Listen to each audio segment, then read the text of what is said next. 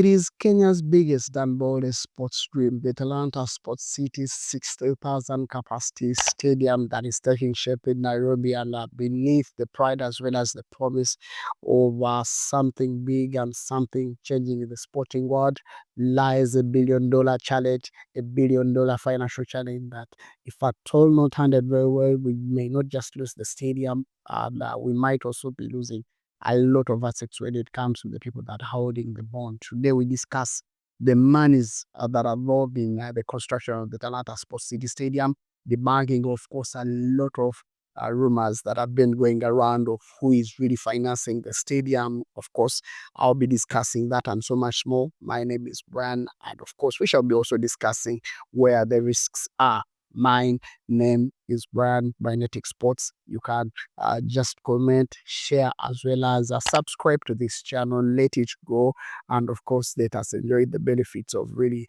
getting information, especially both footballing information, of course, mixed with financial, the finance behind the sporting circles, and of course, there's been rumors on social media that are coming out and talking about how this is going to be done. And of course, some pages coming out and saying that it was FIFA money that was given to Kenya.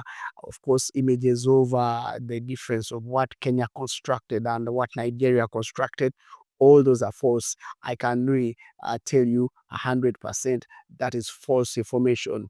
Everything to do with the Talanta Sports City Stadium is financed by Kenya. Of course, the mode changes from what we all know. Usually, it's been the government coming in and supporting such infrastructure, paying the money to construct the infrastructure, of course, through different forms, including borrowing money. This time round, we're not going to be having external, that is, money coming in, especially through loans and all that stuff. So, it should be guaranteed that Kenya is not going to go into debt to really repair the stadium. But of course, explain to you what is going to be done. Of course, already the stadium is going to be funded through the private infrastructure bond, and it will require over, I think, 44.79 billion Kenyan shillings that will be required to complete the whole stadium. This is a new model of financing sports project. It looks like the future of financing sports projects, and of course, it is one that was listed on the Nairobi Security Exchange, and of course, the company was Linzi coming out and of course floating that interesting bond. And of course, the investors were promised a 15% on return.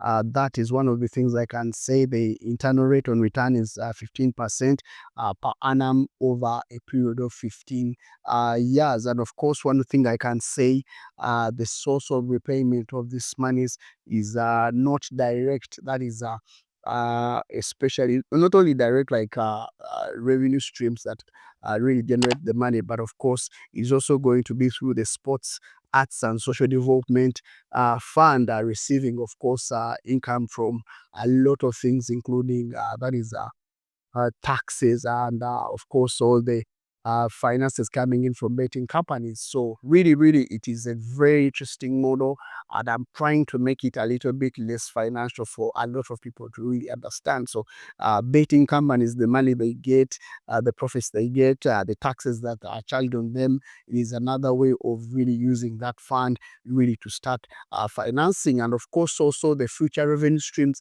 that are going to be generated by the stadium will be one of the other ways of financing this interesting bond in there. And of course, looking at the more details, the government of Kenya, they unlike a bit, of course. I think now let's just go to the risks when it comes to this financing. The government of Kenya did not provide an explicit guarantee for the bond, which means that if the revenue streams fail, especially for financing this bond and paying back this bond, then there are things that might happen in there. One of them, of course, you all know that the contracts are really signed, but someone really highlighted that there's a clause in this whole contract which also calls for seizure of assets, and that means that even because now the bond has financed this interesting infrastructure.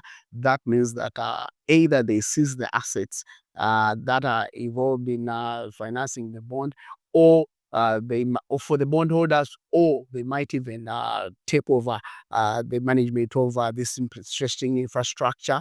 That means that the government will no longer hold the right to own the infrastructure, which means that the Talanta Sports City will be going out of government hands to the bond in there, really, to service the bond. And really, really, that is a little bit scary. So I don't know why the government did not give the guarantee. Maybe because of the people that are involved in these decisions, especially the financial decisions, so something that really gives government leeway to really get involved at a lesser stage when it comes to paying back this interesting. But that to me was a little bit of a risk. It's something that I saw and got me worried.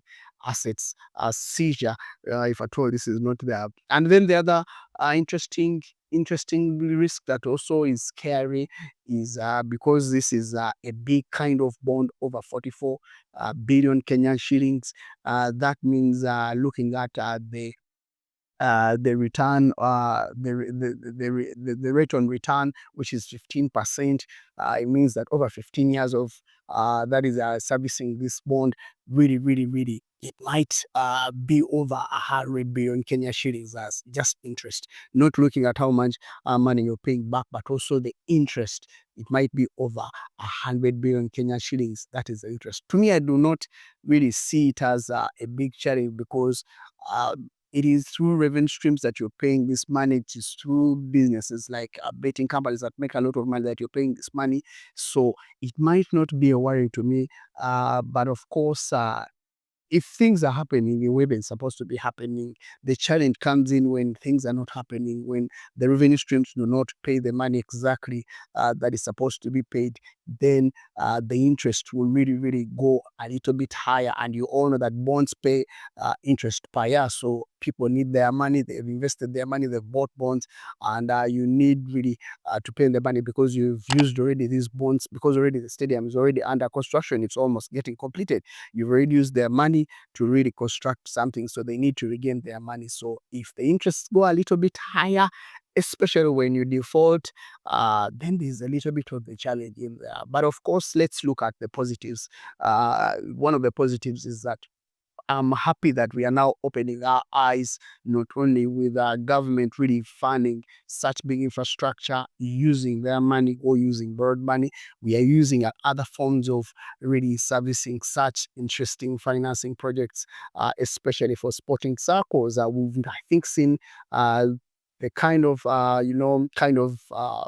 funding structure in I think South Africa is one of the few countries that have done it before. So we want to see countries around East Africa, especially Uganda, especially Tanzania, coming in and really looking at financing the infrastructure in such a way. Though of course the risks are there, but there is no business without risks. We have at least a map of the stadium that is being elevated. Then, like I told you, these stadiums need to make money. They need to have a way of making money on a daily basis. They should not even relax. So that is the way that we are supposed to be looking at it. Let's be positive about it, but also government has to find a way of making this work, because if at all it doesn't work, then after 15 years here, or after 10 years of maybe defaulting, then the challenge might arise, and then we shall be having issues, especially with such that is a project. But I'm very optimistic that the way they came up with such a good funding model, they will come up with such a very good servicing of such a bond. And really, I believe that it will be positive. So thank you so much for being part of Brynetic Sports. I don't know whether you understood everything that I said, but the main point of this video, just to let you know that it's not FIFA money. No one should lie to you. It's not FIFA money. It is money coming in from Kenya, of course, from the infrastructure that is a bond, private infrastructure bond, that really, really financed this interesting project of over 44.7 billion Kenyan shillings. That is an equivalent of something like 350, that is a million US dollars. So it is a big project, and it is something that will bring something else to East Africa. Thank you so much for being part of Brynetic Sports. My name is Brian. Stay safe, enjoy your day, and bye-bye.